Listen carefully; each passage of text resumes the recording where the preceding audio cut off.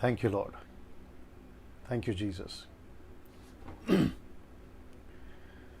दोस्तों जय मसीह। आप सभी का प्रभु यीशु मसीह के नाम से पास्टर डैनियल राज स्वागत करता है, बड़े खुशी के साथ और बड़े उत्साहित के साथ आज के इस अद्भुत अद्भुत विषय को सीखने के लिए लगातार 7 दिन। दोस्तों इसके पहले कि मैं आगे बढ़ूं, क्योंकि बहुत सारे स्लाइड्स हैं, बहुत सारा जो है टीचिंग है, सब्जेक्ट है, आप सभी तक पहुंचाना है। इसके लिए वक्त बहुत कीमती है, लगातार 7 दिन तक।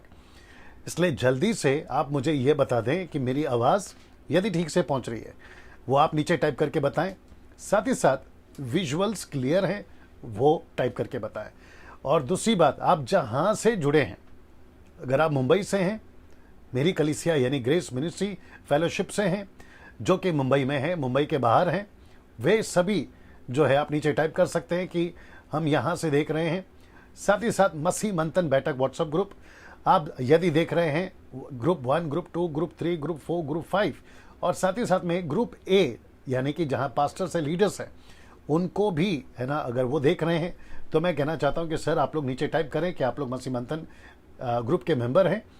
और साथ ही साथ भारत के बाहर अगर आप जो भी कंट्री से देख रहे हैं आप नीचे टाइप कर सकते हैं, ताकि मेरे नॉलेज के लिए मुझे पता हो कि आप लोग कहाँ कहाँ से देख रहे थे।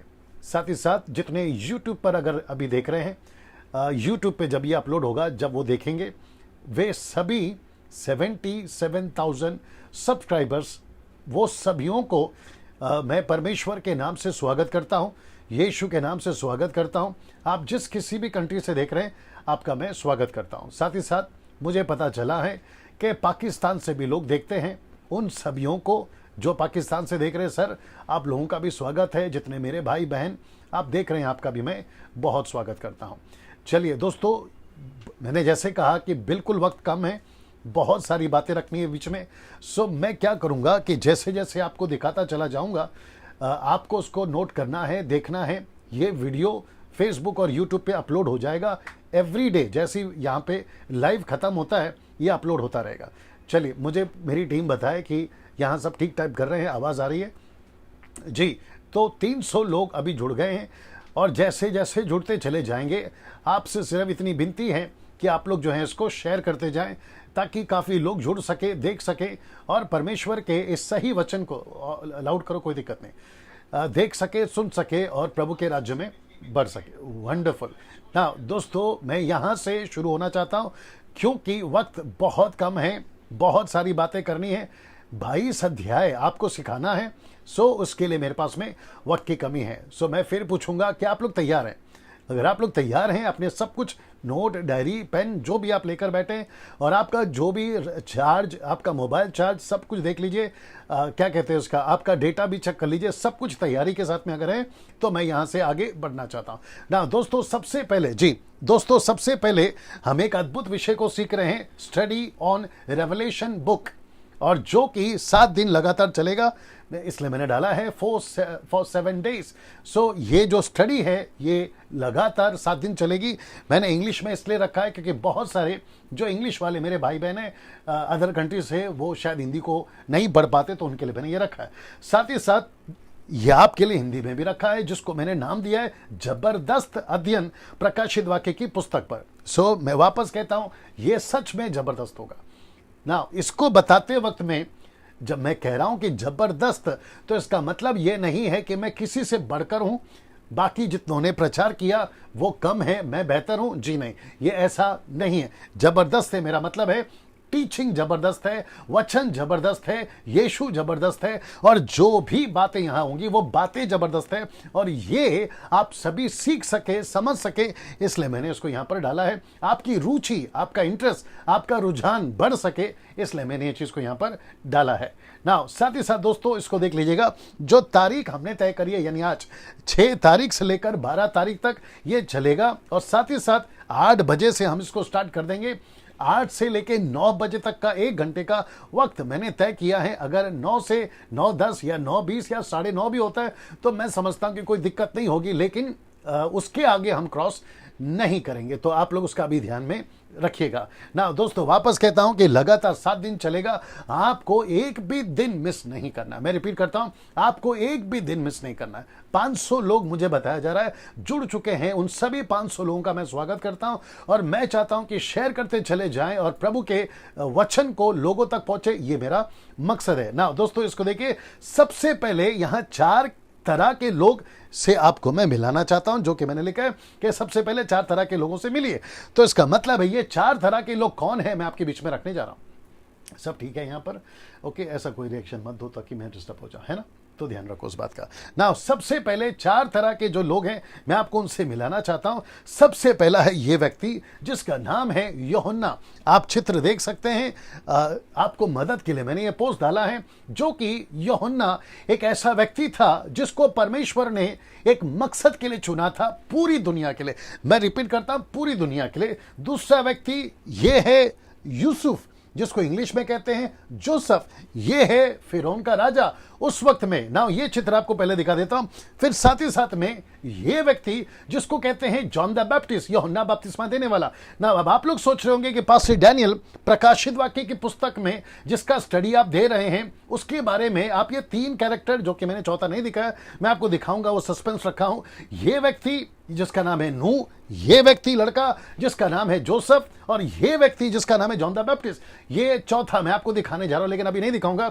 इनका कनेक्शन, यानी कि 4 लोगों का कनेक्शन चौथा का मैं दिखाऊंगा। इनका कनेक्शन क्या प्रकाशित वाक्य थे ना। इसको देखिए, ये जो व्यक्ति है, बड़े ध्यान से सुनिएगा, ये व्यक्ति को परमेश्वर ने पूरी दुनिया को बचाने के लिए एक मैसेज दिया था।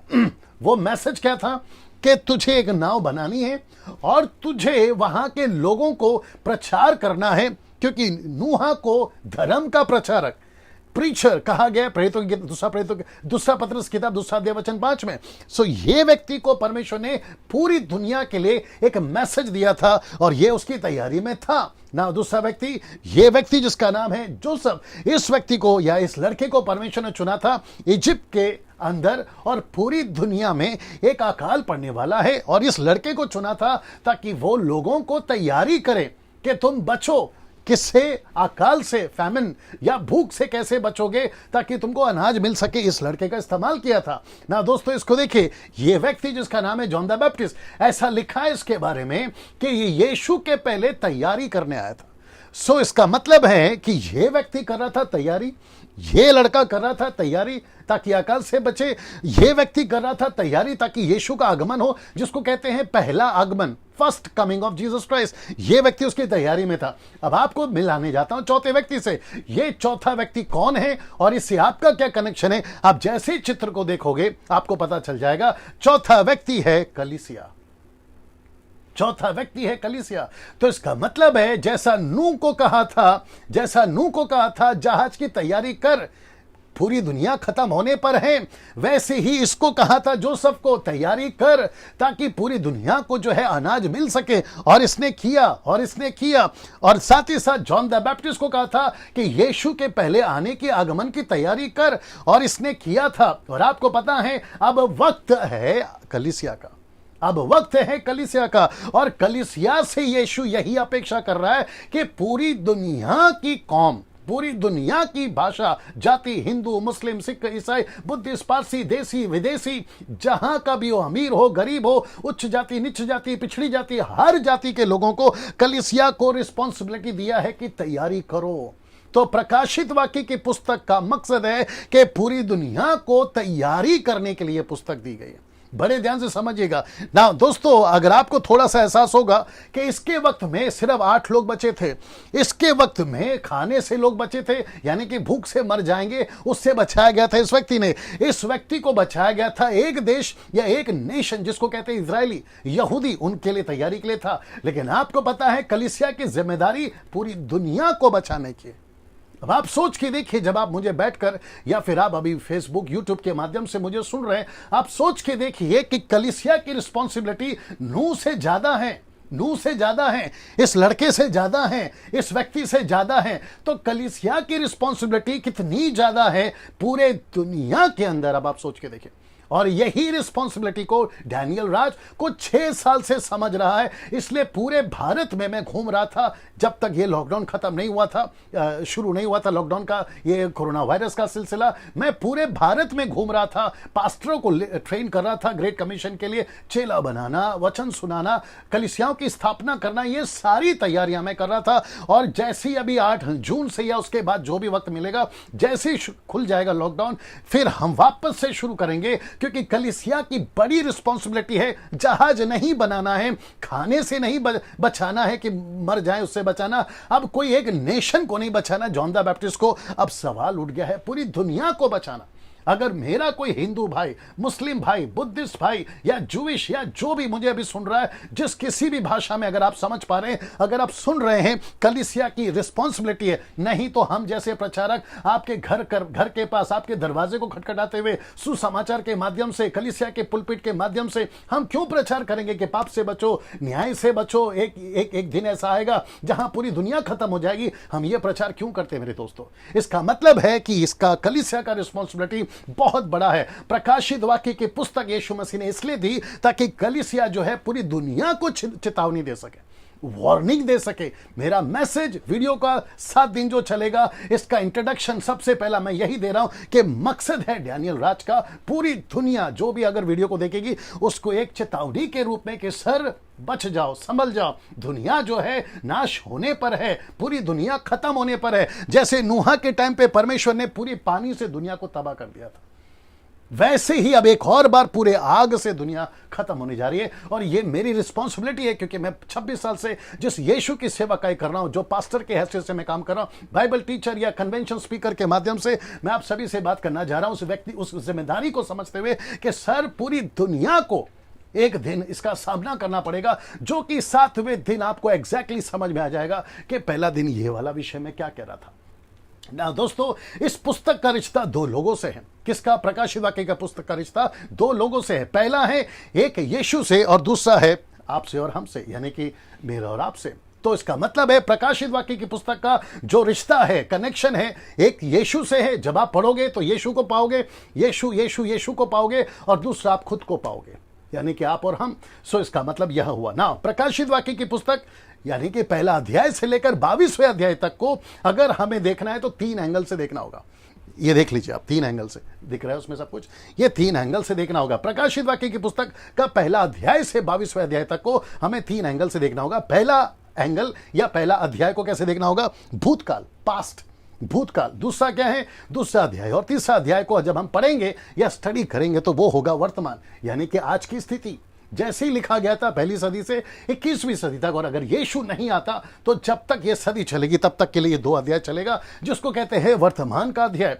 ये रहा 4 से 22 तक, जो कि बताता है भविष्य की बातें, भविष्य में क्या घटेगा, भविष्य में क्या होगा, इन सभी बातों को। और इसका वचन कहां? ये वाला प्रकाशित वाक्य पहला अध्याय वचन 19 से, इसलिए जो बातें तूने देखी, ये हो गया पहला। दूसरा, जो बातें हो रही हैं, यानी कि वर्तमान, और लिखा है जो इसके बाद होने वाली है उन सब को लिख ले, ये हो गया भविष्य। सो भूतकाल, वर्तमान और भविष्यकाल, ये आपको पता चल गया ना। दोस्तों, ये रहा इस पुस्तक के अध्याय को हमने 17 भागों में बांटा है ताकि आपको कंफ्यूज ना हो, क्योंकि कई लोग कहते हैं कि पास्टर डैनियल, जब हम स्टडी करते हैं तो हमें समझ में नहीं आता कौन क्या है, कैसा लिखा है, कैसे पढ़ना है। इसलिए आपकी सुविधा के लिए इसको मैंने 17 भागों में बांट दिया। आइए देखते हैं वो 17 भाग क्या है, ताकि एक एक भाग जब आप पढ़ो या मैं आपको सिखाऊं तो आपको पता चल जाए कि क्या चीज है और क्या चीज नहीं है। 17 भागों में से पहला, तो सबसे पहला है प्रकाशित वाक्य की पुस्तक में आपको इंट्रोडक्शन मिलेगा, यानी कि परिचय मिलेगा।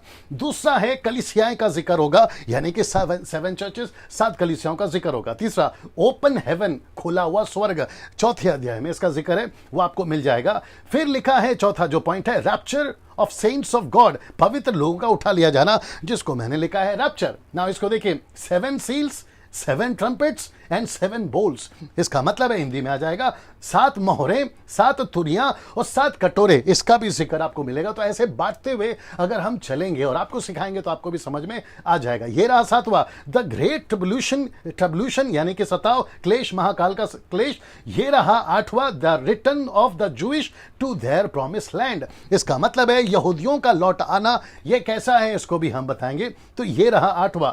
9वां है द 2 विटनेसेस, 2 गवाह। फिर 10वां है the anti Christ and the fallen profit. तो इसका भी जिक्र हम करेंगे, इसलिए इसका हो गया 10वां। 17 भागों में से 10वां। ये रहा 11वां, द मार्क ऑफ बीस्ट, पशु की छाप, एंटी क्राइस्ट का छाप। ये रहा 12वां, मिस्ट्री ऑफ बेबीलोन यानी कि बाबिल का रहस्य। ये रहा 13वां, द बैटल ऑफ एरमगडोन यानी कि एरमगदन की लड़ाई, जो कि अंतिम लड़ाई है लूसीफर का और यीशु का। और हम सब जानते हैं कि जीतेगा कौन, वो तो मैं खैर बताऊंगा।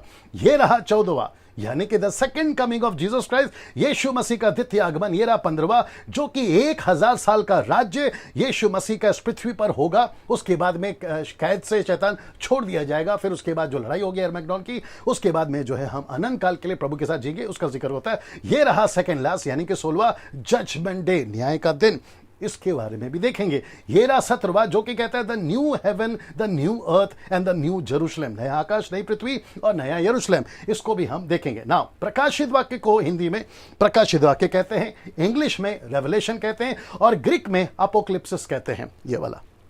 सो प्रकाशित वाक्य, रेवलेशन, अपोक्लिप्सिस, ये तीनों ट्रांसलेशन का मतलब एक ही है और वह है पर्दा उठाना। कोई चीजों से, क्षमा करें, कोई चीजों से पर्दा उठाना यानी कि छुपी बातों पर से पर्दा हटाना। और यीशु बहुत सारे पर्दे उठाएगा इस पुस्तक के अंदर। इसलिए मैंने शुरू में कहा था कि कलीसिया की रिस्पॉन्सिबिलिटी है कि वो सब सत्य दुनिया को बताए। ना दोस्तों, इसको देखिए, इस पुस्तक का लेखक का नाम, यीशु का चेला जिसका नाम है यूहन्ना, इसने इसको लिखा पतमुस नाम टापू पर 95 एडी में, यीशु के ठीक उठा लिए जाने के 60 साल बाद। मैं रिपीट करता हूं कि यीशु के उठा लिए जाने के 60 साल बाद इस व्यक्ति ने, जिसका नाम है यूहन्ना, उसने इसको लिखा। ना, इसके ऊपर कुछ कहते हैं कि ये यूहन्ना यीशु का चेला नहीं है। कुछ कहते हैं ये वो यूहन्ना है जो यीशु का जो चेला था उसके बाद आया। तो मैं इसके बहस में नहीं पढ़ना चाहता, लेकिन मुझे जहां तक पता चला है कि यीशु का चेला है जो यीशु के साथ में रहा, और उसका जिक्र यहां पर है, जो कि लिखता है, पढ़ लीजिएगा। प्रकाशित वाक्य उसका पहला अध्याय वचन 9 में लिखा है कि मैं यूहन्ना, जो तुम्हारा भाई यीशु के क्लेश और राज्य के धीरज में तुम्हारा सहभागी हूं, परमेश्वर के वचन, यीशु की गवाही के कारण पतमुस नाम टापू में था। ना, ये जो व्यक्ति है ये यीशु का चेला है या फिर एक और Elder of John Elder, the John Elder, ये भी कुछ लोग कहते हैं। अगर ये उनमें से तो मुझे कोई फर्क नहीं पड़ता, लेकिन रेवलेशन की पुस्तक, प्रकाशित वाक्य की पुस्तक, ये यीशु की है, यीशु की तरफ से है, ये मुझे और आपको चाहिए। अब ये होना कौन है और इसका एग्जैक्टली लेखक कौन है, उसके बहस में ना पड़े तो बेहतर है, क्योंकि हमें कहते हैं ना, eat the chicken and through the bone, हमें हड्डी, मांस खाना है, हड्डी फेंकना है ना। प्रकाशित वाक्य पे ध्यान रखेंगे। ना दोस्तों, इसको देखिए जी, ये व्यक्ति जब पतरस, क्षमा करे, यूहन्ना कहता है मैं पतमुस नाम टापू में था, तो ये व्यक्ति, ये जिक्र इसका, जिसका नाम है रोमन एम्परर डोमिटियन, ये व्यक्ति जिसका नाम है डोमिटियन, ये एक ऐसा क्रूर शासक था या उस वक्त का राजा था, एम्परर था, जिसने जॉन को सताया। ऐसा इतिहास कहता है। जब मैं स्टडी कर रहा था इतिहास को, हिस्ट्री को, तो मुझे पता चला है कि जॉन को इस व्यक्ति ने, जिसका नाम अभी मैंने बताया, उस रोम के एम्परर ने इसको उबलते तेल के कढ़ाई में डाल दिया था, लेकिन यह व्यक्ति वहां नहीं मरा। अद्भुत रीति से, चमत्कार रीति से यह व्यक्ति वहां से बच गया, लेकिन इस व्यक्ति ने इसको एक ऐसे टापू पे छोड़ दिया जहां चारों तरफ पानी है और बीच में वो आइलैंड है या द्वीप है, जहां पे जंगली जानवर हैं, बिच्छू हैं, सांप हैं, वो सारी चीजें हैं जहां पर ये जॉन था। और इस व्यक्ति ने ना सिर्फ जॉन को सताया, बड़े ध्यान से सुनिएगा, पहली सदी की कलीसिया किस महाक्लेश से गुजरी है, आप इसका अंदाजा तक नहीं लगा सकते। आपको समझना होगा। कुछ चित्र मैं आपको दिखा रहा हूं ना, चित्र देख लीजिए। ये ऐसा टॉर्चर करता था जी। दोस्तों, यहां पे अभी कितने लोग जुड़ गए बताते जाओ जी। ना जैसे ही बताते ना, ठीक है ना। ना नहीं, उसको ऑन कर लीजिए जी। दोस्तों, ना ये चित्र को देखकर आपको एहसास होगा कि इस व्यक्ति ने ऐसी क्लेश, और इसलिए मैंने लिखा कि क्रूर शासक ये इतना सताव देता था कलीसिया को उस वक्त में ना। आज की तारीख की जो कलीसिया है या आज के जो मसीह है इन सब चीजों को नहीं जानते। इसलिए मैं वापस कहता हूं कि डैनियल राज पूरी तैयारी के साथ, पूरी स्टडी के साथ आपके बीच में आया है ताकि मैं आपको बता सकूं कि क्या क्या हुआ था और कैसी कलीसिया तभी दुख उठाती थी। आज तो गाड़ी चाहिए, बंगला चाहिए, बिजनेस चाहिए, वीजा चाहिए, मेरे घर पे खाना नहीं है। अगर आप ये चित्रों को देखोगे जैसे ही मसीह बनते थे, इसलिए तो लिखा है ना, जब पवित्र आत्मा आएगा पूरी पृथ्वी पे तुम गवाह बनोगे। गवाह का मतलब है मार्टियर, मार्टियर का मतलब है शहीद होना।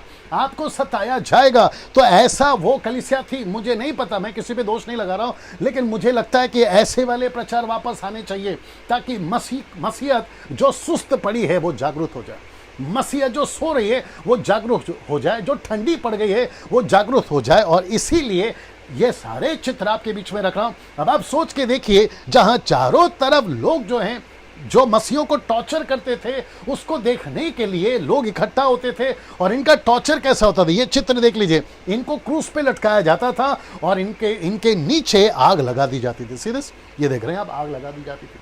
साथ ही साथ ऐसे जंगली शेर इनके बीच में छोड़ दिए जाते थे ताकि वो इनको खाए। सीधे क्या ऐसा दिन आज हम देख रहे हैं? नहीं। कुछ लोग कहते हैं कि पास्टर डैनियल मुझे घर से निकाल दिया, मेरे घर पे से मुझे मार पड़ी है, मैं मसीह को छोड़ दूं क्या? अगर आप इसकी तुलना करें पहले सदी के सताव से 21वीं सदी के सताव से, तो हम चिल्लर में हैं सर, हम कुछ भी नहीं है। जो सताव इनको सहना पड़ा उस वक्त में, आज के सताव तो कंपेयर में कुछ भी नहीं है। अब आप सोच के देखिए, ऐसा सताव तो आज नहीं है। ये तो परमेश्वर का अनुग्रह है कि ऐसा सताव में आज हम नहीं गुजर रहे हैं, लेकिन उस वक्त में ये सताव था। और ये वो सारा कारनामा ये व्यक्ति करता था जिसका नाम है डोमिटियन। डोमिटियन ये व्यक्ति ना दोस्तों, ये कुछ और चित्र मैं आपको दिखा रहा हूं, इसको भी देख लीजिएगा ना दोस्तों। ये चित्र देखिए, जैसे ही लोगों को देख रहे हैं आप, उनकी लाशें पड़ी हैं, उनके मांस पड़े हैं। ऐसा सताव ये व्यक्ति करता था और उसी के बीच में कलीसिया सताव से गुजरती थी। और जब मैं पहली कलीसिया की बात करूंगा, कलीसिया का नाम है एफेसस की कलीसिया, जहां यीशु कहता है कि तुम्हारा प्रेम ठंडा हो गया। तो इसी के चलते कलीसिया का प्रेम ठंडा हो गया था, क्योंकि ये सताव को देखकर कलीसिया ने कहना शुरू कर दिया कि अब हम जो हैं इस व्यक्ति के डर के चलते सुसमाचार नहीं सुना पाएंगे। तो ऊपर से यीशु ने आकर खूब डांट लगाई, जो कि मैं जब आऊंगा तो मैं भी लगाऊंगा। तो इस व्यक्ति के डर से क्यों? क्योंकि जिस दिन हम उद्धार पाते हैं उसी दिन हम कहते हैं कि प्रभु चाहे जिए या मरे आपके लिए। तो वो वादा कहां गया, वो प्रॉमिस कहां गया और वो प्रतिज्ञा का जीवन कहां गया? आज मैं वापस कहता हूं कि कुछ 90% कुछ ऐसे प्रचारकों ने, जिसको कहते हैं मोटिवेशनल प्रीचर्स, ब्लेसिंग्स प्रीचर्स, जो तरक्की की बात करते हैं, आपको पैसा मिल जाएगा, आपके पर्स में पैसा आ जाएगा, ऐसे प्रचारकों ने आज मसीहत के प्रेम को ठंडा कर दिया और ऐसी सारी बातों से उनको गुजरने के लिए उनको जो पीछे कर दिया। और जैसी क्लेश आता है वो मसीह को या तो छोड़ बैठते हैं या तो छुप कर बैठ जाते हैं और वो सुसमाचार का काम करना बंद कर देते हैं। अगर ऐसे दिन तब थे, अगर ऐसे दिन आज आ जाए, तो मैं समझता हूं कि कम से कम 90% कलीसिया पे ताला लग जाएगा, क्योंकि कलीसिया सताव में नहीं है। जब आप मुझे अभी सुन रहे हैं और आप कह रहे होंगे कि पास्टर डैनियल आप ऐसी बातें क्यों कर रहे हैं, जैसा चल रहा है वैसे चलने दीजिए। अगर आपको मेरी बातों से अगर समझ में नहीं आ रहा है, तो मैं चाहता हूं कि ये चित्र देखिए और आपको समझ में आएगा कि कलीसिया कितने दुख से गुजरती थी पहली सदी में ना। दोस्तों इसको देखिए, प्रकाशित वाक्य का पहला अध्याय अब मैं यहां से शुरू करने जा रहा हूं। ये था पहला जो मैंने आपको बताया। इसका लेखक क्या था, वो पातमुस नाम टापू पे क्यों था, लेकिन अब यहां से शुरू होता है प्रकाशित वाक्य का पहला अध्याय। ना दोस्तों, प्रकाशित वाक्य का पहला अध्याय वचन 1 से लेकर 1 तक में सलोमी पढ़ेगी। आइए उसको ध्यान से सुनते हैं। जी जी। यीशु मसीह का प्रकाशित वाक्य, जो उसे परमेश्वर ने इसलिए दिया कि अपने दासों को वे बातें जिनका शीघ्र होना अवश्य है दिखाए, और उसने अपने स्वरदूत को भेजकर उसके द्वारा अपने दास यूहन्ना को बताया। जी ना, ऐसा लिखा है। ये यीशु का प्रकाशित वाक्य है, ये यूहन्ना का नहीं है, लेकिन यीशु को परमेश्वर ने दिया। परमेश्वर के पुत्र यीशु ने यूहन्ना को दिया अपने स्वर्गदूतों के द्वारा, और तब जाकर जो है ये हम तक पहुंचा है। ना प्रकाशित वाक्य 1-2, जिसने परमेश्वर के वचन यीशु मसीह की गवाही, अर्थात जो कुछ उसने देखा था उसकी गवाही दी। तो शब्द को ध्यान दीजिएगा, देखा था, देखा। और यहां पर भी आपको पता चलेगा कि जो कुछ उसने दिखाया, तो शब्द को देखा और शब्द को दिखाया, इसके ऊपर ध्यान रखिएगा ना दोस्तों। इसको देखिए, शब्द देखा शब्द पर ध्यान दीजिए जो लिखा है, देखा या दिखा, ही सॉ, क्या देखा उस पर ध्यान देंगे। यीशु ने जो भी दिखाया था भविष्य की बातें, याद रखो भविष्य की बातें वो सिंबॉलिक हैं या पिक्चर हैं या पिक्चर के रूप में ही दिखाना पड़ा, क्योंकि जॉन द बैप्टिस्ट, क्षमा करे, यीशु का चेला यूहन्ना को भविष्य 21वीं सदी नहीं दिखी और ना ही उसने देखा। तो यीशु ने जो कुछ पिक्चर में डाला था प्रकाशित वाक्य में, जो आप पढ़ते भी है, मैं अभी दिखाऊंगा, वो सब सिंबॉलिक या पिक्चर या चिन्ह के रूप में है। आपको ये समझना होगा। प्रश्न है क्यों? प्रश्न है क्यों ना, बड़े ध्यान से सुनिएगा। ये चित्र सब देख लीजिए, इसमें दिख रहा है, ये सब चित्र देख लीजिए ना। इसका मतलब क्या है आप सभी जानते हैं। लाल बत्ती का मतलब है रुकना, येलो बत्ती का मतलब है देखना, और हरी बत्ती का मतलब है जाना, रेड येलो ग्रीन। आप इसको समझते हैं। जैसे ये बोर्ड देखते हैं जिसको कहते हैं साइन बोर्ड या कि सिंबॉलिक पिक्चर है, आप इसका मतलब समझ जाते हैं कि यहाँ पे चलना या फिरना मना है। आप उस बोर्ड को जिसको कहते हैं यू टर्न, जो गाड़ी चलाते हैं वो समझ जाएंगे। फिर आपको ये पिक्चर पता चलेगा, पी का मतलब है नो पार्किंग, इसका मतलब है नो पार्किंग, इसका मतलब है एम्बुलेंस, और इसका मतलब है जहां टॉयलेट होता है, कहां टॉयलेट है, लेडीज जेंट्स है। ये दो फोटो देखने से पता चल जाता है कि लेडीज और जेंट्स का टॉयलेट कौन था। तो इसका मतलब है कि ये साइन बोर्ड्स है, ये पिक्चर्स हैं ना। इसको देखिए, जैसे ही आप कमल देखते हो आज की तारीख में तो आपको पता चलता है ये बीजेपी है। आप जैसे इसको देखते हो तो आपको पता चलता है ये कांग्रेस है। ये दो फोटो से पता चलता है कि जो लेखक है या जो कह रहा है वो क्या कहने की कोशिश कर रहा है। अगर इसने इसको हरा दिया तो पब्लिक कहती है कि कमल ने हाथ को हरा दिया। अगर किसी ने ये स्टेटमेंट दिया तो जिसको नहीं पता होगा तो वो तो ये पूछेगा, यार ये कमल ने हाथ को हरा दिया, ये क्या चक्कर है। लेकिन जिसको पता होगा बीजेपी कांग्रेस, वो कहेगा कि बीजेपी ने कांग्रेस को हरा दिया। ये आपको समझना बहुत जरूरी है ना। पुराने नियम में कुछ ऐसा था। आइए देखते हैं जो यवा लोगों को समझाने का तरीका अपनाता था ओल्ड टेस्टमेंट में। जैसा कि ये पिक्चर, ये व्यक्ति कौन है? फिरौन का राजा ना। इसने दर्शन देखा था कि क्षमा करें जी, 7 अच्छे अच्छे अनाज के फलियां या डालियां या गुच्छे, और दूसरा है सूखे हुए गुच्छे, और ये सूखे हुए ने अच्छे वाले जिसमें फल लगे थे उसको खा लिया। ये नहीं समझा, लेकिन परमेश्वर ने ये पिक्चर को दिखाकर उनको समझाया कि इसका मतलब क्या है। साथ ही साथ में पतली पतली गायें मोटे मोटे गाय को खा रही हैं पिक्चर में, देखिए। ये व्यक्ति नहीं समझा, लेकिन परमेश्वर ने इस व्यक्ति को समझाया। और आप सभी जानते हैं कि इसका पूरा दृश्य क्या है ना। इसका मतलब है 7 साल अकाल, अच्छा अनाज आएगा और 7 साल अकाल पड़ेगा। ये सारी पिक्चर के तरीके से परमेश्वर समझाता था ना। इसको देखिए, ये है यूसुफ और ये है उसके 11 भाई, जो कि लिखा है कि 11 फलियां या 11 गुच्छे जो कि झुक गए हैं और एक गुच्छा खड़ा है। इसका मतलब सपने में देखा था, ये व्यक्ति उसको समझा रहा है। ये तरीका होता था। आज हम बाइबल पढ़ते हैं इसलिए हमको ये चित्र पता है। वैसे ही इसको देखिए, नए नियम में भी यीशु मसीह ने कई उदाहरण दिए। वो चाहे बीज बोने का उदाहरण हो, कुछ पथरीली भूमि पर, अच्छी भूमि पर, झाड़ियों पर और सूखी भूमि पर। ये बीज का उदाहरण जब चेलों को नहीं समझ में आया तो यीशु से पूछा इसका मतलब क्या है। यीशु ने उनको समझाया अच्छी बीज का मतलब क्या होता है, अच्छी जमीन का मतलब क्या होता है, और साथ ही साथ में पथरीली का मतलब क्या होता है, झाड़ियों का मतलब क्या होता है। ये सारी चीजें समझाया, तब जाकर हम समझे, नहीं तो हम भी नहीं समझते। साथ ही साथ 10 कुंवारियों का जिक्र क्या है, तेल का मतलब क्या है, मशाल का मतलब क्या है, वो तैयारी का मतलब क्या है। तो यीशु भी ऐसे ही बात करते थे। तो प्रकाशित वाक्य की पूरी पुस्तक भी एपोक्लिप्टिक है। तो इसका मतलब है दृश्य है, चिन्ह है, पिक्चर है, सिंबॉलिक है। तो पूरी प्रकाशित वाक्य को आप जब भी पढ़ते हैं, अभी जैसा कि ये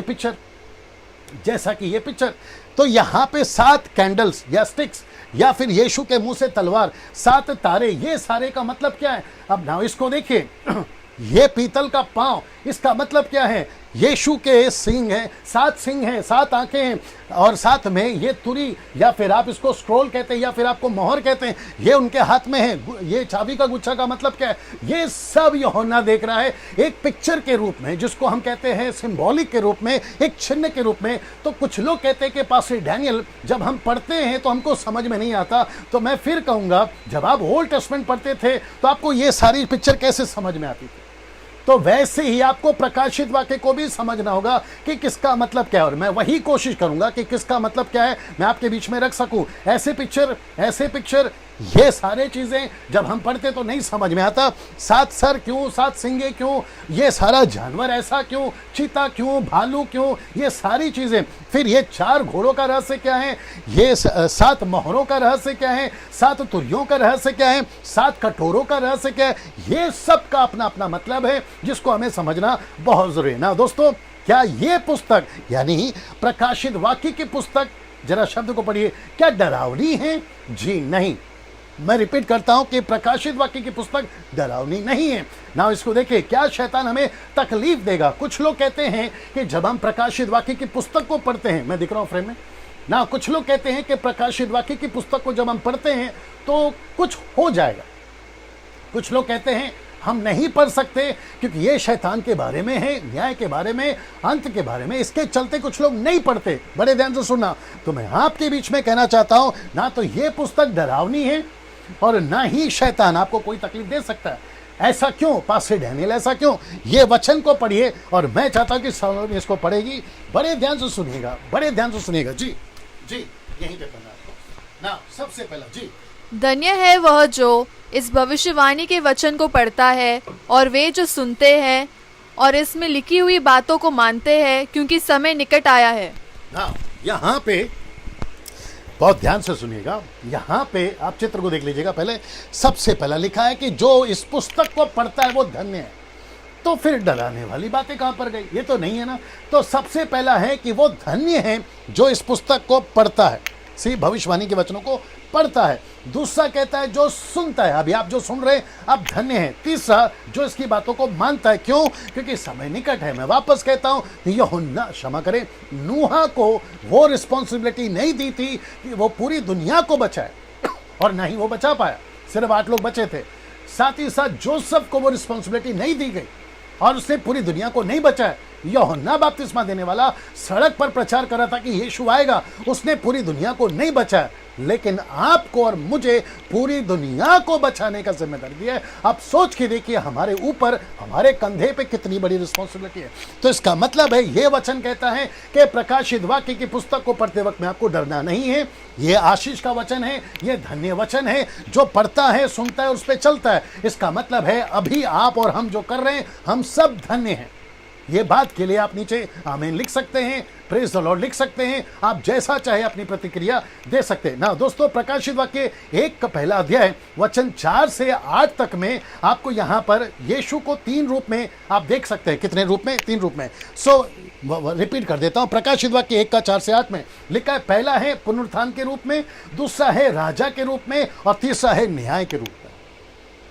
यीशु को आप 3 एंगल पे या 3 रूप में देख सकते हैं, सिर्फ उतना सा वचन में। पहला है पुनरुत्थान के रूप में, दूसरा है राजा के रूप में, और तीसरा है न्याय के रूप में। प्रकाशित वाक्य 1:9 में पढ़ते हैं, लिखा है, यूहन्ना जो तुम्हारा भाई यीशु के क्लेश और राज्य और धीरज में तुम्हारा सहभागी हूं, परमेश्वर के वचन यीशु की गवाही के कारण पतमुस नाम टापू में था। मैंने आपको बता दिया ना। दोस्तों, इसको देखिए, ये चित्र को देखिए, ये यहां पर था जहां पे खाना नहीं है, तकलीफ है, सताव है। ऐसे वक्त में परमेश्वर इसको दर्शन देता है। ये चित्र देख लीजिए। वचन 10 कहता है कि मैंने प्रभु के दिन आत्मा में आ गया। तो इसका मतलब है ये व्यक्ति यीशु के दिन, परमेश्वर ने जो दिन ठहराया था उसके दिन, वो सब्त हो, संडे हो, उससे कोई फर्क नहीं पड़ता, वो यीशु के दिन, परमेश्वर के दिन आत्मा में आ गया। और लिखा है कि अपने पीछे तुरी का सा शब्द कहते हुए सुना। यीशु के शब्द को सुना, यीशु ने दर्शन दिया, इसलिए ये चित्र को रखा है आपके लिए। वचन 11 कहता है कि जो कुछ तू देखता है इस पुस्तक में लिखकर 7 कलीसियाओं के पास भेज दे, अर्थात इफिसुस, सुमरना, पिरगमून, थुआतीरा, सरदीस, फिलदेल्फिया, लौदीकिया। ये 7 कलीसिया को तुझे भेजना है। कौन सी बातें? प्रकाशित वाक्य में 1 से लेकर 22 तक की बातें तुझे उनको भेजना है। नाउ वचन 12 से 13 ये देखते, लिखा है, मैंने उसे जो मुझसे बोल रहा था देखने के लिए अपना मुंह फेरा, पीछे घूमकर मैंने सोने की 7 दिवटें देखी। मैं चित्र दिखाऊंगा। और दिवटों के बीच में मनुष्य के पुत्र का सरीका एक पुरुष को देखा, जो पांव तक का वस्त्र पहने हुए और छाती पर सुनहला पटुका बांधे हुए था। तो इसका मतलब है ये यीशु है। यीशु का चित्र देखा, दर्शन देखा ना।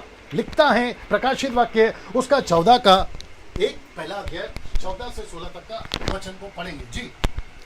उसके सिर और बाल श्वेत ऊन वरन पालेके से उज्जवल थे, और उसकी आंखें आग की ज्वाला की नाई थी और उसके पाँव उत्तम पीतल के समान थे जो मानो भट्टी में तपाए गए हो और उसका शब्द बहुत बहुत जल के शब्द की नाई था और वह अपने दाहिने हाथ में 7 तारे लिए हुए था और उसके मुख से चौकी 2-धारी तलवार निकलती थी और उसका मुंह ऐसा प्रज्वलित था जैसा सूर्य कड़ी धूप के समय चमकता है। जी हाँ दोस्तों, क्योंकि वक्त को भी ध्यान में रखना है, मुझे नहीं पता कि मैं इतनी सारी बातें आपके बीच में कैसा रख पाऊंगा, क्योंकि अभी तक मैंने बात किया तो आधा घंटा हो गया मेरे पास में। अगर 60 मिनट है तो देखते क्या कर सकता हूँ ना। ये रहा वो चित्र, ये देख लीजिए। पहले ऐसा कुछ देखा था उसने, ऐसा कुछ देखा था उसने। ये चित्र आपको मदद के लिए रख रहा हूं ताकि आपको समझ में आए कि यूहन्ना ने यीशु को जब पीछे मुड़कर देखा तो ऐसा देखा। कौन सा वचन है? ये सारे वचन मैं आपको बता चुका हूं ना। दोस्तों इसको देखिए, आइए इसको एक एक करके देखते हैं। पद 10 से शुरू करेंगे एक एक में। तुरी का सा शब्द, बड़ा शब्द। पुराने नियम में लड़ाई के लिए तुरी फूकी जाती थी, तो नए नियम में वचन की तुरी फूकी जाती है, जिसका मतलब है लड़ाई की तैयारी, और यहां लिखा है आत्मिक तैयारी। तो तुरी का शब्द सुना तो तैयारी को, चिन्ह को दर्शाता है या तैयारी को बताता है। पद 11, 7 कलीसिया, इफिसुस, स्मुरना, पेर्गमुन, थुआतीरा, सरदीस, फिलाडेल्फिया और लौदीकिया, ये 7 कलीसिया उस वक्त की वर्तमान में। लेकिन आज की कलीसिया यानी आपकी कलीसिया, वो चाहे कोई भी डिनोमिनेशन हो, उसको भी ये पुस्तक लागू है और यीशु के ये वचन लागू हैं। तो आपको ये समझना होगा, बहुत जरूरी बात। आइए देखते क्या है। इस पुस्तक का आरंभ कलीसिया से हुआ और इस पुस्तक का अंत भी कलीसिया से ही होगा। तो इसका मतलब है कि सृष्टि जब से बनी है और जब तक ये खत्म नहीं होती, एक ही व्यक्ति इसको रोल प्ले करेगा, मेजर रोल, और वह है कलीसिया। मैंने इसलिए आपको बताया था, नूहा रिस्पॉन्सिबिलिटी नहीं दी पूरी दुनिया, जोसेफ को नहीं दी, जॉन द बैप्टिस्ट को नहीं दी, लेकिन यीशु ने, परमेश्वर ने, पवित्र आत्मा ने पूरी दुनिया को बचाने की रिस्पॉन्सिबिलिटी कलीसिया को दी। तो पास्टर्स, अगर आप मुझे सुन रहे हैं, आप सोचो आपकी कलीसिया कितना बड़ा रोल प्ले कर रही है। क्या आप अपनी कलीसिया को इस तरीके से सिखा रहे हैं? एक पास्टर, एवेंजलिस्ट, बाइबल टीचर, जब आप सोशल मीडिया पे, चर्च पे, पुलपिट पे, कॉन्सर्ट में, कन्वेंशन में, आपका जो भी तरीके से, क्या आप कलीसिया को इस तरीके से सिखा रहे हो ताकि कलीसिया पूरी दुनिया को बचा सके? सोच के देखिए कितनी गहरी बातें हैं और कितनी इंपॉर्टेंट बातें हैं। आजकल, माफ करिए अगर आप लोग कहोगे डैनियल भाई आप जजमेंटल हो गए, अब यहाँ पर मैं जजमेंटल नहीं हूँ, मैं आपको वार्न कर रहा हूँ। अगर आपको गुस्सा आ रहा है तो फिर आप उनकी बिरादरी में हो जो यीशु मसीह को मजाक में उड़ाती है। अगर आपको गुस्सा नहीं आ रहा है तो फिर आप यीशु मसीह को गंभीरता में ले रहे हो। यीशु मसीह ने कलीसिया को बड़ी जिम्मेदारी दी है, अगर हम उसको नहीं समझेंगे गई भैंस पानी में। आपकी कलीसिया पिकनिक में, एंटरटेनमेंट में है, मनोरंजन में, ब्लेसिंग्स में, हाथ रखवाओ नीचे गिरो, आत्मा से भरो नीचे गिरो, आपकी कलीसिया इसमें। लेकिन कलीसिया को किस मकसद के लिए चुना, आप इसको समझना बहुत जरूरी है ना। पद 12, 7 दिवटे देखी। ये दिवटे क्या है मैं आपको बताने जा रहा हूं। ये शाया की किताब उसका 11 का 2 कहता है, और यहोवा की आत्मा बुद्धि, समझ की आत्मा, युक्ति, पराक्रम की आत्मा, ज्ञान और यहोवा के भय की आत्मा उस पर ठहरी रहेगी। तो यीशु जहां खड़े थे वहां पवित्र आत्मा, और पवित्र आत्मा की 7 बातें जो पवित्र आत्मा को दर्शाती है। याद रखो, पवित्र आत्मा 7 नहीं है, 1 है। उसके चरित्र, उसके कैरेक्टर, उसके गुण की बात हो रही है ना। पद 13, दिवट के बीच में यीशु महायाजक को दर्शाता है, यानी कि यीशु को जो आपने पिक्चर में देखा था, थोड़ा सा पीछे लिखा देता हूं, यीशु मसीह को जो आपने देखा था याजक नहीं, महायाजक के रूप में दर्शाता है। आप ये देख लीजिए, जो दिवटों के बीच में ना, वापस आते इसके ऊपर में, यीशु मसीह को याजक के रूप में बताता है, जो कि बताता है कि यीशु मसीह सेविकाई कर रहा है अभी भी, यीशु प्रार्थना कर रहा है अभी भी, इब्रानियों 5:7, यीशु मसीह कार्य कर रहा है अभी भी। जब स्टीफन को पत्थर मारा गया था, यीशु मसीह कुर्सी पर नहीं बैठे रहे, सिंहासन पर नहीं बैठे रहे, वचन कहता है कि वो उठकर खड़े हो गए। इसका मतलब है यीशु मसीह तब भी एक्शन में था, यीशु मसीह अब भी एक्शन में है, और पूरी दुनिया को यीशु मसीह चला रहा है अपने तरीके से, और हम कलीसिया की मदद लेकर ना। दोस्तों इसको देखिए, पद 13, पांव तक का वस्त्र बताता है पवित्रता को, दर्शाता है पांव तक का वस्त्र जो आपने देखा था ना। वचन 13 में और एक है, छाती पर सोने का पटुका, जो कि कलीसिया की रखवाली को दर्शाता है।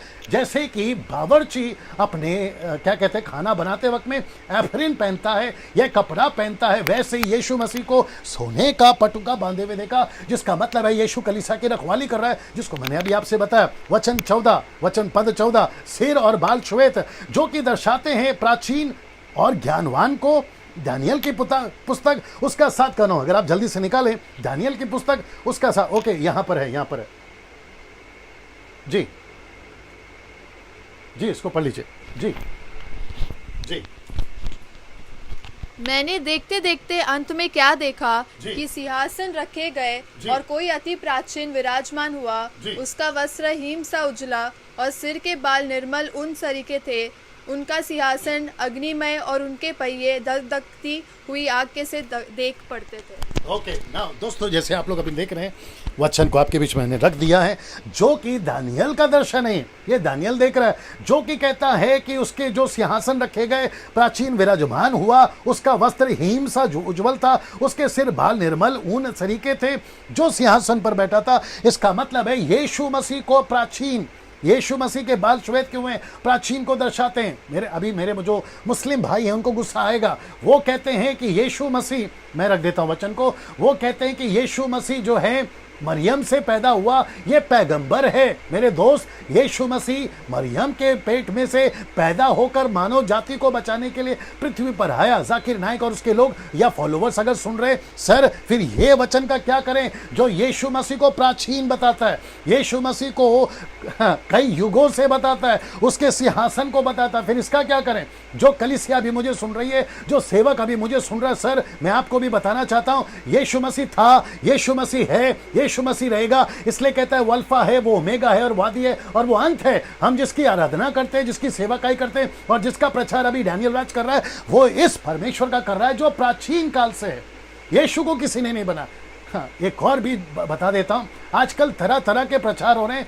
कुछ न्यूज़ मेरे कानों में आती है। एक व्यक्ति प्रचार कर रहा था, मैं नाम नहीं बताऊंगा क्योंकि मैं वैसे भी आजकल नाम नहीं बता रहा हूं और ज़रूरत भी नहीं है। आपको मुद्दे से मतलब है, किसने कहा उससे मतलब नहीं है, ठीक है ना। वो व्यक्ति कह रहा था कि परमेश्वर कब है, ये एहसास तब हुआ जब वो उजाले में आया। ये तो हद हो गई साहब। मैं रिपीट करता हूं कि वो व्यक्ति, वो महाशय फरमाते हैं कि परमेश्वर को मैं परमेश्वर हूं एहसास तब हुआ जब उसने उजाला बनाया। तो इसका मतलब है कि परमेश्वर तब तक परमेश्वर नहीं था जब तक उजाला नहीं बना। तो फिर उजाले को बनाया किसने? खुद परमेश्वर ने। अगर परमेश्वर उजाले को बना रहा है तो इसका मतलब है परमेश्वर था। अब ऐसे ऐसे प्रचार आजकल सुनने को मिल रहे। खैर उसके ऊपर नहीं पढ़ूंगा ना। इसको देखिए, मीका 5:2 लिखता है, हे बेथलेहम एफ्रेता। एफ्रेता का मतलब है बेथलेहम को स्पेसिफिक किया गया है। एक ऐसा बेथलेहम, अगर 2-3 बेथलेहम होंगे तो उसको कहता है एफ्रेता, यानी कि पर्टिकुलर। मैं उसी की बात कर रहा हूं, उस बेथलेहम की बात कर रहा हूं। यदि तू ऐसा छोटा है, यहूदा के हजारों में गिना नहीं जाता तो भी, बड़े शब्द को ध्यान सुनिए, तो भी तुझ में से मेरे लिए एक पुरुष निकलेगा जो इस्राएलियों में प्रभुता करने वाला होगा। उसका निकलना प्राचीन काल से है। अब आप सोच के देखिए, यीशु मसीह आज का नहीं है सर। यीशु मसीह 2000 पुराना नहीं है सर। यीशु मसीह 5000 साल पुराना नहीं है। कुछ हमारे हिंदू भाई कहते हैं कि यीशु मसीह तो 2000 साल पहले है। अब उनको कौन समझाए कि वो प्राचीन काल से हैं, वो प्राचीन काल से हैं। आप लोग समझ जाएंगे, ठीक है ना। लिखता है प्राचीन काल से, वरना अनादि काल से होता आया। तो यीशु मसीह को सफेद बाल, यीशु को सफेद दाढ़ी, वस्त्र सफेद क्यों? प्राचीन को दर्शाता है। पद 14, आंख आग किसी, ये बड़ा डेंजर है, ध्यान से सुनना। लिखता है आंख आग किसी, ये दर्शाता है यीशु के गुस्से को। ये दर्शाता है यीशु के गुस्से को। यशायाह की किताब उसका 66:16 कहता है, क्योंकि यहोवा सब प्राणियों का न्याय, शब्द को पढ़िएगा, लिखता है आग से और अपनी तलवार से करेगा। यहोवा के मारे हुए बहुत होंगे। तो परमेश्वर का आंख को जॉन ने कैसे देखा? आग से भरा हुआ, जो दर्शाता है गुस्से में। ना जितने पास्टर्स या चर्च के मेंबर्स या फिर ब्रदर्स एंड सिस्टर, आप जितने भी सुन रहे हैं, यीशु का ये आंख आपको देखना होगा, आपको समझना होगा। ऐसी कोई हरकत चर्च में ना करें जिसके चलते यीशु को गुस्सा है। ऐसी कोई हरकत ना करे पास्टरों या चर्च के लोगों जिससे यीशु को गुस्सा है। मुझे कई कॉल्स आते हैं, मैं वो सब नहीं बता सकता, लेकिन गुस्सा मुझे भी है। यीशु को कितना होगा सोच के देखिए। आपकी जितनी उल्टी सीधी हरकतें हैं, सेवकों से बात कर रहा हूं, आपकी जितनी उल्टी सीधी हरकतें हैं, जितनी जल्दी हो सके ठीक करो, नहीं तो ये आंख से आप बच नहीं पाओगे। ये बताता है यीशु के गुस्से को। पद 14 में और एक लिखता है पांव पीतल का। ये क्या दर्शाता है? न्याय की स्थिरता को दर्शाता है। ये चित्र देख लीजिए जी, ये चित्र देख लीजिए जी, ये चित्र देख लीजिए। ये दर्शाता है, अभी जब मैं शुरू में बता रहा था, आप सोच रहे होंगे पांव पीतल का, फिर आंख आग की, फिर ये दृश्य वो दृश्य मैंने आपको बताया ना, सब सिंबॉलिक है, जिसका मतलब अलग अलग होता है। वचन 15 पद 15, शब्द बहुत जल की नाय, ये क्या है? गुस्सा को दर्शाता है, जो कि भजन संहिता उसका 29वां अध्याय वचन 3 से 10 तक अगर आप पढ़ोगे, मैं चाहता हूं जल्दी से निकालिए, वक्त की कमी है दोस्तों, क्या करूं जी, उसमें नहीं है, वो निकालिए जल्दी से। भजन संहिता 29 का 29 का जी, भजन संहिता 29 का 3 से 10 तक पढ़ेंगे जी। जी बहुत जल, ये गुस्सा है परमेश्वर का, साथ ही साथ यीशु का, और साथ ही साथ वो स्वर्गदूतों का। आइए देखते कैसा जी। यहोवा की वाणी मेघों के ऊपर सुनाई पड़ती है, जी। प्रतापी ईश्वर गरजता है, जी। यहोवा घने मेघों के ऊपर रहता है, यहोवा की वाणी शक्तिशाली है, जी यहोवा की वाणी प्रतापमय है, जी। यहोवा की वाणी देवदारों को तोड़ डालती है, जी। यहोवा लबानोन के देवदारों को भी तोड़ डालता है, जी। वह उन्हें बछड़े के समान और लबानोन और शिरनौन के जंगली बछड़े के समान उछालता है। जी। यहोवा की वाणी आग की लपटों की चीरती है, जी। यहोवा की वाणी वन को हिला देती है, जी। यहोवा कादेश के वन को भी कापाता है, जी। यहोवा की वाणी से हरनियों का गर्भपात हो जाता है, जी। और अरण्य में पतझड़ होता है, जी। और उसके मंदिर में सब कोई महिमा ही महिमा बोलता रहता है। जी। जल प्रलय के समय यहोवा गरजमान था, और यहोवा सर्वदा के लिए राजा होकर विराजमान रहता है। जी। यहोवा अपनी प्रजा को बल देगा, यहोवा अपनी प्रजा को शांति की आशीष देगा। हाँ, ये सारे वचन मैं आपको इसलिए पढ़वाता हूं दोस्तों, ताकि आपको एहसास हो कि ओल्ड टेस्टमेंट में बहुत कुछ लिखा है जो न्यू टेस्टमेंट और प्रकाश वाक्य से कनेक्टेड है। जब लिख रहे थे तो उनको नहीं पता था, लेकिन आज कलीसिया समझ पा रही है, और मेरा फर्ज है मैं आपको एक एक चीज रखूं ना।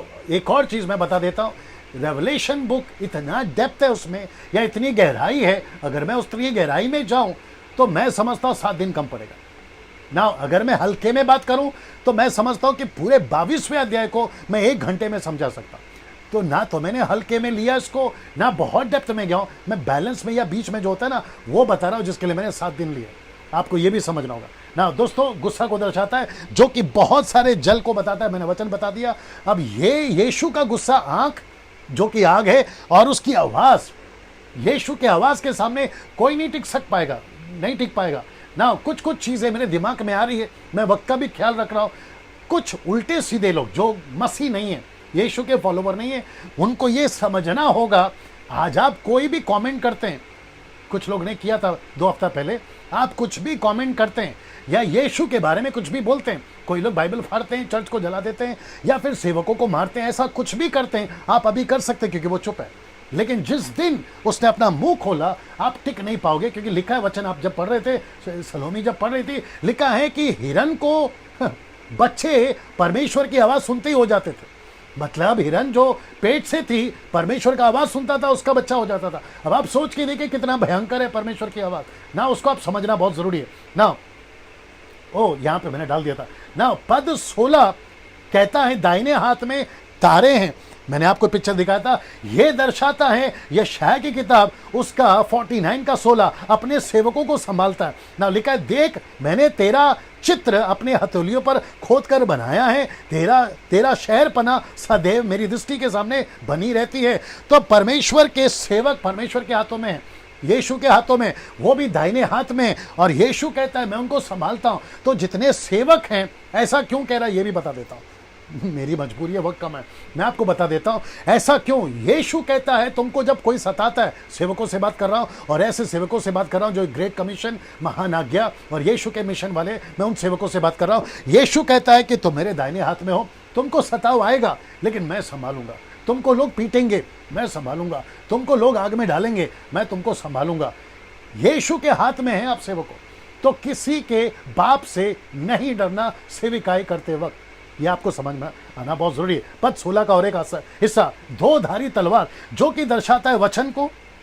ये वचन पढ़ने की जरूरत नहीं है, आप लोग सभी जानते हैं, वचन को दर्शाता है कि यीशु मसीह के मुख से, यीशु खुद ही वचन है, और जो मैं भी प्रचार कर रहा हूं वो वचन है। तो तलवार का दृश्य है वचन ना। इसको देखिए, वचन 16 का एक और पहलू, मुंह ऐसा प्रज्वलित था, 2 कुरिन्थियों 4 का 6, इसलिए कि परमेश्वर ही है जिसने कहा कि अंधकार में ज्योति चमके, और वह हमारे हृदय में चमका। कहाँ चमका? हमारे हृदय में चमका। परमेश्वर की महिमा की पहचान की ज्योति यीशु मसीह के चेहरे से प्रकाशमान हो। तो इसका मतलब है यीशु का चेहरा इसलिए चमका क्योंकि यीशु मसीह परमेश्वर है।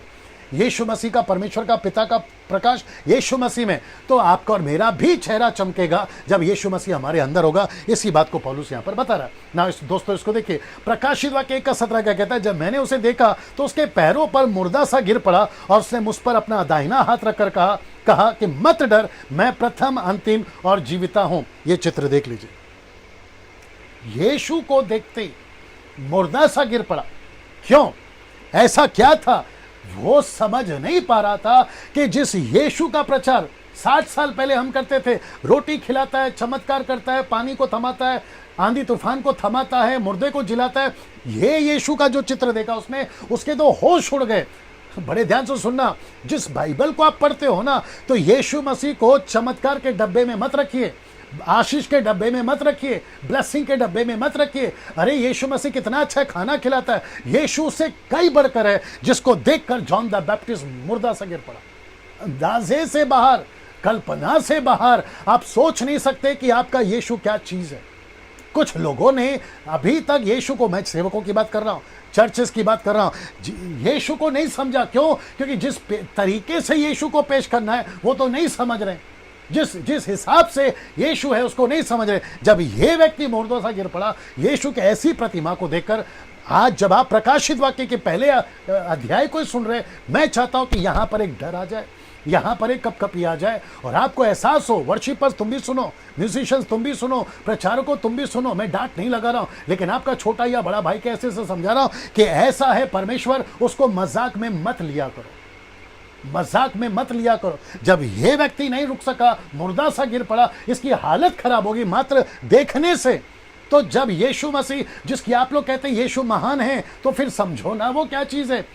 उसके सामने उल्टे सीधे कपड़े पहन के तुम घंटों नाचते रहते हो, तुमको एहसास तक नहीं है कि तुम किसके सामने गाना गा रहे हो और किसके सामने नाच रहे हो। ये व्यक्ति नाच नहीं सका, गिर गया।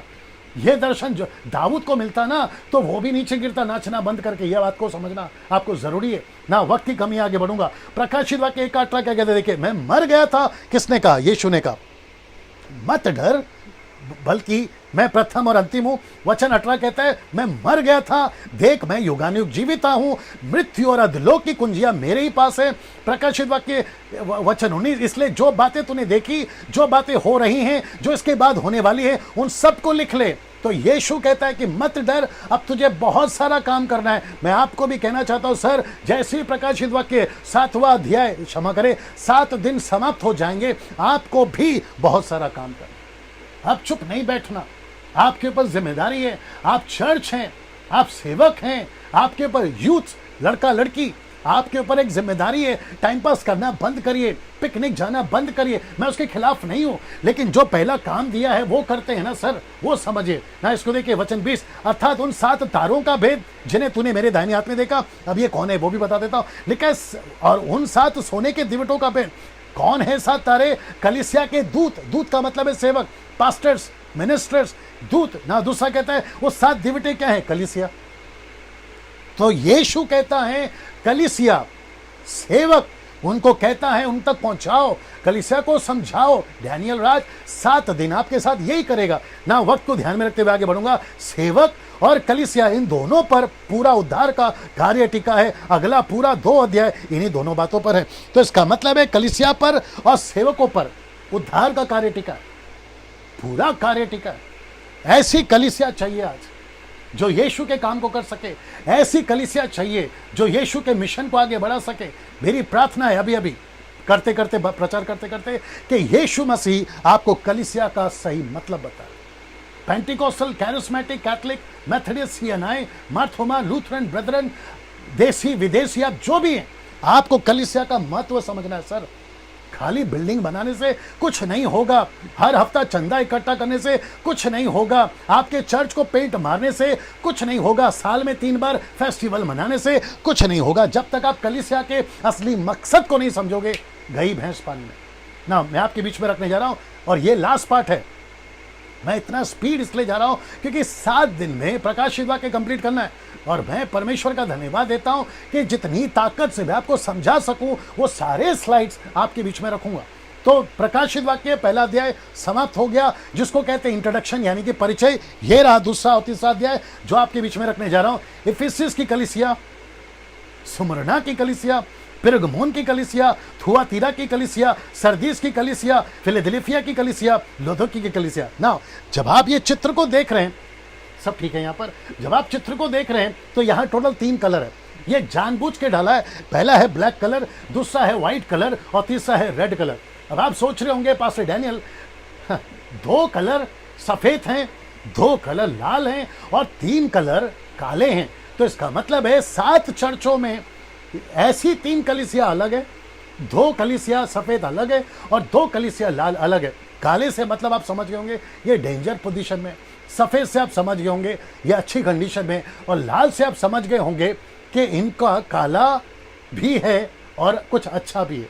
ये आप समझ गए होंगे। आइए देखते हैं क्या क्या चीजें हैं ना। हर कलीसिया में 4 बातें हैं। ये 7 कलीसिया में 4 बातें दिख रहा है। ये 7 कलीसिया में कितने लोग जुड़ गए अभी तक? ओके ना, जितने लोग, मुझे लगता है कि 1200 लोग देख रहे हैं, 1.2 के माफ करिए, 1200 लोग देख रहे हैं। उन सभी को कहना चाहता हूं सर, शेयर करते जाइए। और आपको कैसा लग रहा है टीचिंग अभी तक, वो भी नीचे टाइप करें। और मैं वापस कहता हूं कि जैसे ही रात को ये अपलोड हो जाएगा फेसबुक और यूट्यूब पर, जितनी तादाद में फैला सकते हैं इसको फैलाइए। मैं वापस कहता हूं, एहसास तो आपको अभी से हो गया होगा मात्र 1 घंटे के अंदर कि ये टीचिंग जबरदस्त है। इसलिए नहीं क्योंकि डैनियल राज सिखा रहा है या मैं सबसे अलग हूं, जी नहीं। मकसद एक है, बहुत सारे अद्भुत पॉइंट आपके बीच में रखने जा रहा हूं। वापस आता हूं, इफिसुस, सुमरना, पिरगमन, थुआतीरा, सरदीस, लौदीकिया, फिलाडेल्फिया और लौदीकिया। ये 7 में से कलीसियाओं में ऐसी 4 बातें हैं। आइए देखते हैं कौन सी बातें। सबसे पहला, अच्छे काम है इनमें, दूसरा है इनका पाप है, तीसरा यीशु का गुस्सा है और चौथा इनका प्रतिफल है। रिपीट करता हूं, 7 कलीसिया में इसमें भी 3 भाग हैं। एक है काले कलर, दूसरा है सफेद कलर और तीसरा है लाल कलर। 4 बातें हैं कलीसिया में। एक है अच्छे काम, दूसरा इनका पाप, तीसरा इनका यीशु का गुस्सा और चौथा इनका प्रतिफल। ये आपको चारों दिखाऊंगा और तीनों कलीसिया को कैसे सेपरेट करूंगा वो भी बताऊंगा। ना सुमरना यानी कि फिलाडेल्फिया की कलीसिया आपके बीच में रखने जा रहा हूं। बिल्कुल इसमें दोष नहीं है, इसमें बिल्कुल दोष नहीं है। सरदीस और लौदीकिया दोष ही दोष है। इफिसुस, पिरगमोन, थुआतीरा, इन तीनों कलीसिया में दोनों बातें। तो वापस आते हैं, ये हो गया सफेद, ये हो गया लाल, ये हो गया काला। अब क्योंकि आपको मैं पहले बता चुका हूं कि 7 कलीसियाओं में ऐसा 3 डिवीजन है, 3 बातें हैं। सब ठीक है पीछे? ओके ना, वापस आते हैं। एक है सुमरना, फिलाडेल्फिया, बिल्कुल दोष नहीं है। सरदीस और लौदीकिया दोष ही दोष है। और ये रहा बाकी 3 कलीसिया। इन तीनों कलीसिया में दोनों बातें यानी कि अच्छी बातें भी हैं और बुरी बातें भी हैं। मैं आपको पहले बता चुका हूं। कलीसिया के अच्छे काम से शुरू करते हैं। मैं वापस बता देता हूं कि टोटल 4 बातें हैं इसके अंदर। ये देख लीजिए, अच्छे काम, पाप, यीशु का गुस्सा, प्रतिफल। 7 कलीसिया में से आपको बता चुका हूं। ये हिस्सा देख लीजिए, कुछ सेकंड तक रखता हूं, आप इसका स्क्रीनशॉट ले लीजिए जी। गुड। सो मुझे अभी बताई है टीम ने कि कम से कम 1300 लोग अभी देख रहे हैं। तो उन सभी 1300 लोगों का मैं स्वागत करता हूं। सर भारत से हैं, अदर कंट्री से हैं, आप सबका स्वागत है। देखते रहिए, 7 दिन लगातार मेरे साथ बने रहे, एक दिन भी मिस नहीं करना। 9 से क्षमा करें, 8 से लेकर 9 तक का टाइम है। कोशिश करूंगा कि ज्यादा लंबा इसको ना खींचूं। वापस आते हैं दोस्तों, इनके 4 काम देखते हैं जी। तो सबसे पहला इनका अच्छा काम देखते हैं। प्रकाशित वाक्य 2 का 2 में बुरे लोगों को तू परख लेता है। अच्छे काम का बता रहा हूं, बुरे लोगों को तो परख लेता है। 7 कलीसियाओं को मिलाकर बात कर रहा हूं।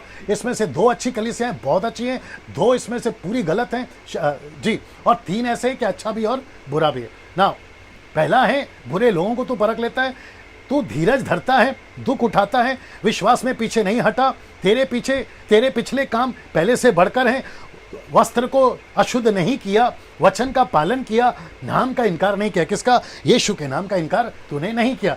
तो इसका मतलब है, आप अगर देख पा रहे होंगे, ये कलीसियाओं के अच्छे काम है, इनके अच्छे काम है। और मैं वापस कहता हूं, अगर ऐसा कोई काम आप कर रहे हैं, आपको सैल्यूट है सर। ये सब पॉइंट्स मैं वापस नहीं पढ़ा सकता, वक्त कम ही है ना। ये देखते हैं कलीसियाओं के पाप। लिखता है इनका पाप, देखो सबसे पहला कहता है कि इनका प्रेम ठंडा हो गया। जब प्रेम ठंडा हो गया तो अल्टीमेट है काम ठंडा हो गया। मैंने बीच में एक वीडियो बनाया था कि प्रेम पे फोकस करें या काम पे। आपका प्रेम जैसे ही ठंडा होगा आपका काम ठंडा होगा, आपका काम शुरू होगा, इसका मतलब है आप प्रभु से प्रेम करते हैं। तो फोकस प्रेम नहीं है, फोकस काम है।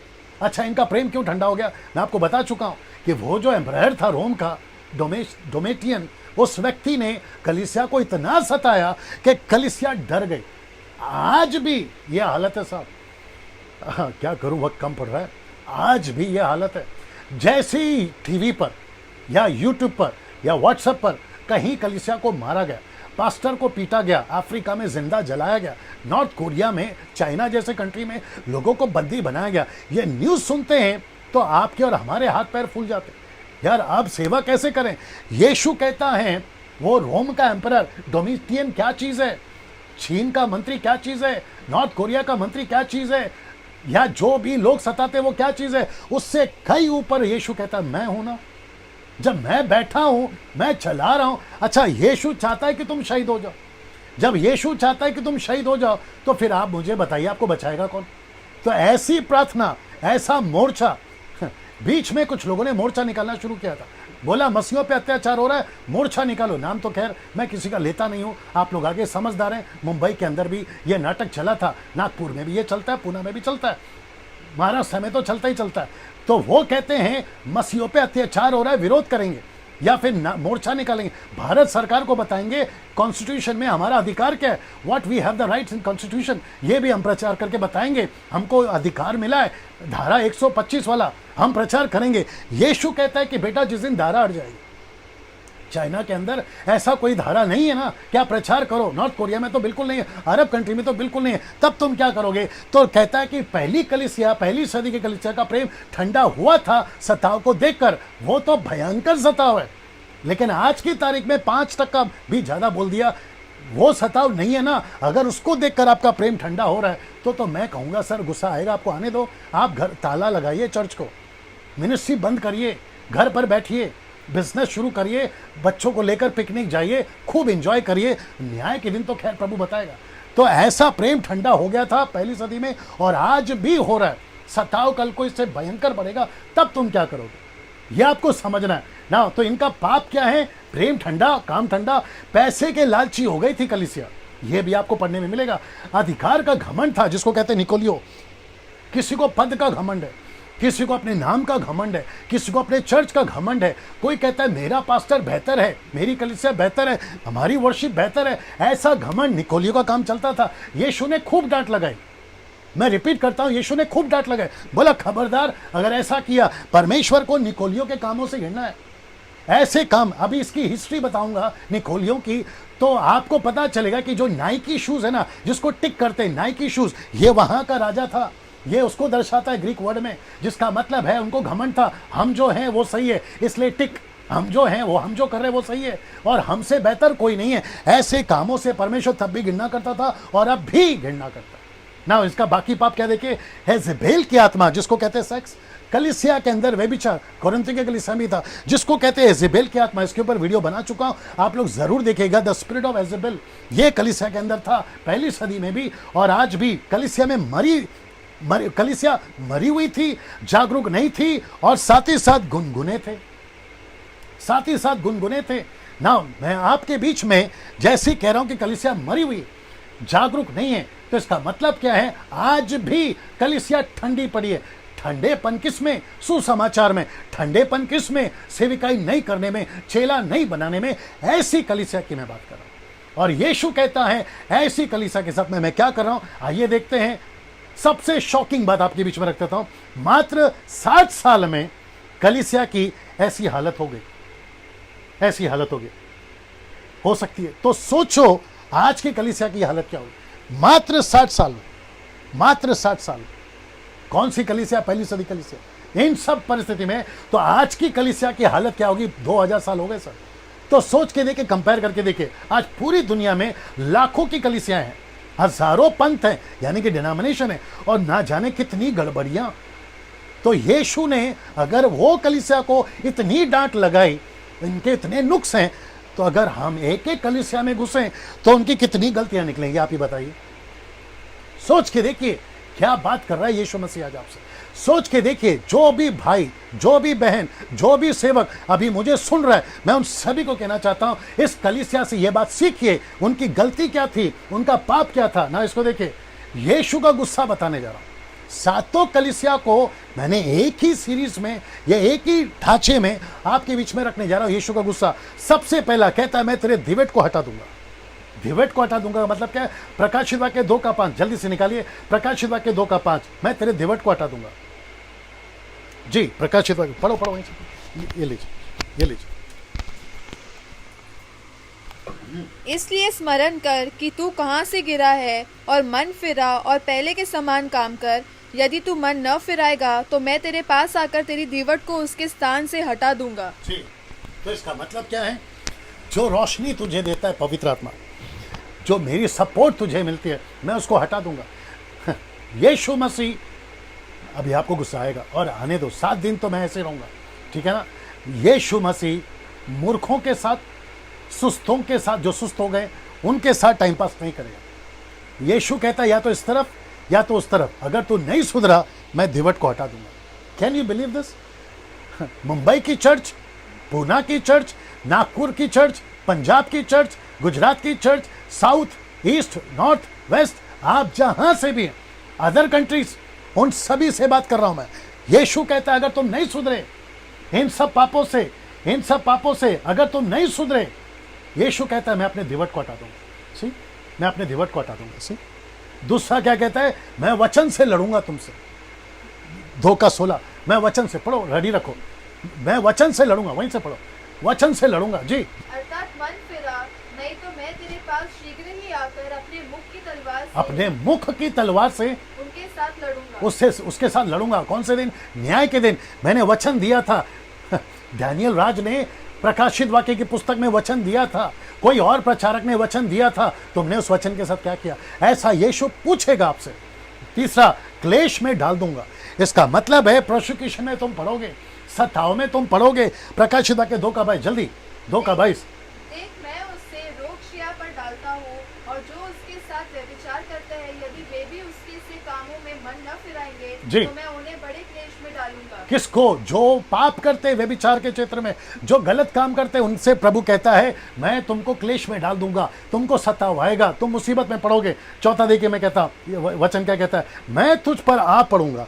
इसका मतलब है यीशु कहता है छोर की नहीं, अचानक आ जाऊंगा अगर कलीसिया नहीं सुधरी। फिर आगे क्या कहता है? अपने मुंह में से उगल दूंगा। दूसरे शब्दों में, मुंबई की भाषा में, मैं तुझे थूक दूंगा। किसको? चर्च को थूक दूंगा। किसको? पास्टर को थूक दूंगा। किसको? एवेंजलिस्ट को थूक दूंगा। कौन बोल रहा है? यीशु बोल रहा है। कैसे लग रहे हैं आपको ये शब्द? ये यीशु का गुस्सा है दोस्तों। यहाँ पे सब ठीक चल रहा है, ये यीशु का गुस्सा है ना। इसको देखिए, अब बात करते हैं प्रतिफल की। मैंने 4 बताया था ना, अब बात करते हैं प्रतिफल की। जो जय पाए, इसका मतलब है ब्रैकेट में लिखा अगर सुधर गए। कौन सुधर गया? कलीसिया अगर सुधर गई, पास्टर अगर सुधर गया, चर्च के लोग अगर सुधर गए, वर्शिपर्स अगर तुम सुधर गए, म्यूजिशियंस अगर तुम सुधर गए, कहता है जीवन का फल खाने को दूंगा। जल्दी निकालो, रेवलेशन 2:7। जी, जिसके कान हो वह सुन ले जी। कि आत्मा कलीसियाओं से क्या कहता है। जो जय पाए, मैं उसे उस जीवन के पेड़ में से जो परमेश्वर के स्वर्गलोक में है फल खाने को दूंगा। इसका मतलब है कि अदन के बगीचे में जो फल नहीं खिलाया था जीवन का, यीशु कहता है वो दूंगा। यीशु कहता है वो दूंगा।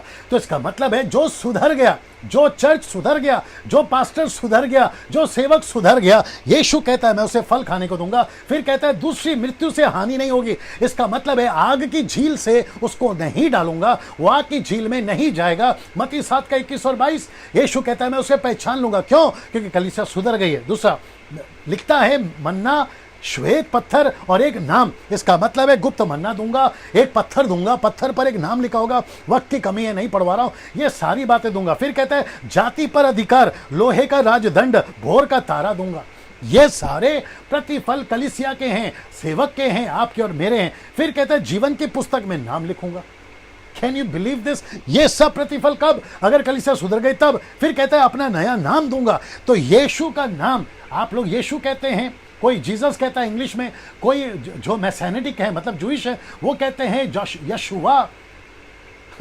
यशुआ बोलो, यीशु बोलो, जीसस बोलो, कोई फर्क नहीं पड़ता। बीच में एक नया नाटक शुरू हुआ था, कहते हैं कि यीशु मत बोलो, यीशु मत प्रार्थना करो, जीसस मत बुलाओ। मैं उनसे पूछना चाहूंगा क्यों? वो कहते हैं ओरिजिनल में, बड़ा ध्यान से सुनना, उनकी मूर्खता का भी आपको एहसास होगा। वो कहते हैं ओरिजिनल जो ट्रांसलेशन था ग्रीक, वो ट्रांसलेशन में यशुवा बुलाया जाता था। इसीलिए जो ऊपर से निकला है ना, जो ऊपर से आया, तो मेरे दोस्त, हिंदी भाषा ऊपर से आया या नीचे से आया? हिंदी भाषा कहां से आया? इंग्लिश भाषा कहां से आया? तमिल भाषा कहां से आया? तेलुगु कहां से आया? उर्दू कहां से है? वो भी तो ऊपर से आया ना यार। ये क्या लगा के रखा है? हिब्रू भाषा, ग्रीक भाषा, लैटिन, अरामिक, ये भाषा को इतना इंपॉर्टेंट क्यों? भाषा है ना वो, जो जाति का है, जो जिस कल्चर का है, या जो जिस नेशन का है, वो भाषा में है। बड़े ध्यान से सुनना, क्या करो, वक्त कम है। जो आपकी ट्रांसलेशन है ना बाइबल, उसको परमेश्वर ने खुद का छापो, इसको प्रिंट करो, इसकी कॉपीज बनाओ, copies of copies of copies of copies, इसकी बनाते रहो, भाषा में बनाते रहो। तेलुगु, तमिल, मलयालम, आपका फ्रेंच, आपका इंग्लिश, आपका जो भी भाषा है, बनाते रहो। और जो जैसा ट्रांसलेशन होगा उसी ट्रांसलेशन में मुझे बुलाओ। तो ये यशुआ का नया नाटक कहां से लेकर आ गए आप लोग? कहते हैं ओरिजिनल लैंग्वेज में आया था, तो क्या हो गया? हिंदी भी तो ऊपर से आया ना, इंग्लिश भी तो ऊपर से है ना। ये क्या नाटक है यार? इसलिए मैं वापस कहता हूं, यीशु अपना नया नाम एक और है, वो देगा। वो क्या नाम है मैं भी नहीं जानता, जब स्वर्ग में जाएंगे तब हमको मिलेगा। फिर कहता है सिंहासन पर बैठाऊंगा, किसके साथ? यीशु के साथ। ये बात करता है नया यरूशलेम में दूल्हा दुल्हन साथ में रहेंगे, उसकी बात कर रहा है ना। दोस्तों अब बात करते हैं जी, वक्त भी कम हो गया, मैं चौथे अध्याय पे जा रहा था ना। ये सारी बातें 1 घंटा 15 मिनट या 10 मिनट, 1 घंटा 10 मिनट, अगर मैं गलत नहीं हूं, आपके बीच में ये 3 चैप्टर को मैं रखा हूं। लेकिन कल बात करूंगा चौथे अध्याय से। मैंने कहा था प्रतिदिन मैं 1 घंटा बात करूंगा, आज 10 मिनट आगे हो गया, कल भी शायद हो सकता है, इसलिए मैं चौथे अध्याय पे नहीं जा रहा हूं। ये सारी बातें मैं आपके बीच में वापस रख देता हूं, आपको थोड़ा सा याददाश्त के लिए। जी, ये है 7 कलीसिया, ये है 7 कलीसिया, तीनों के कलर अलग है। उसका मकसद मैंने आपको बता दिया। हर कलीसिया में 4 बातें, और जी 4 बातें: अच्छा काम, उनका पाप, यीशु का गुस्सा, उनका प्रतिफल, ये हैं जिसमें कोई दोष नहीं है, ये हैं दोषी दोष है, और ये हैं जिनमें ऐसी कलीसिया अच्छा भी है और बुरा भी है। 7 का पाप मैंने बता दिया, यानी कि उनके अच्छे जो काम है वो बता दिया, उनका पाप बता दिया, और साथ ही साथ आपको ये भी बता दिया यीशु का गुस्सा क्या है, और साथ ही साथ अगर सुधर गए तो उनका प्रतिफल भी मैंने आपको ये रहा आपके बीच में रख दिया ना। दोस्तों आज 3 चैप्टर मैंने खत्म किया, कल से 4, 5, 6 जो कि अद्भुत है वो भी। तो वापस आइए ठीक 8 बजे, कोशिश करूंगा कि जितनी जल्दी हो सके है ना आपके बीच में बातों को रख सकूं, खत्म कर सकूं। ज़्यादा लंबा नहीं खींचूंगा, लेकिन अगर पवित्र आत्मा लीड करता है तो खींचूंगा, ठीक है ना। सो मेरे साथ में बने रहें, कल का दिन भी, फिर ऐसे करते हुए टोटल 7 दिन। चलिए प्रभु आपको आशीष दे। कल 8 बजे फिर मुलाकात होगी। आशा करता हूं कि आप लोग सब मुलाकात करोगे। प्रभु आपको आशीष दे।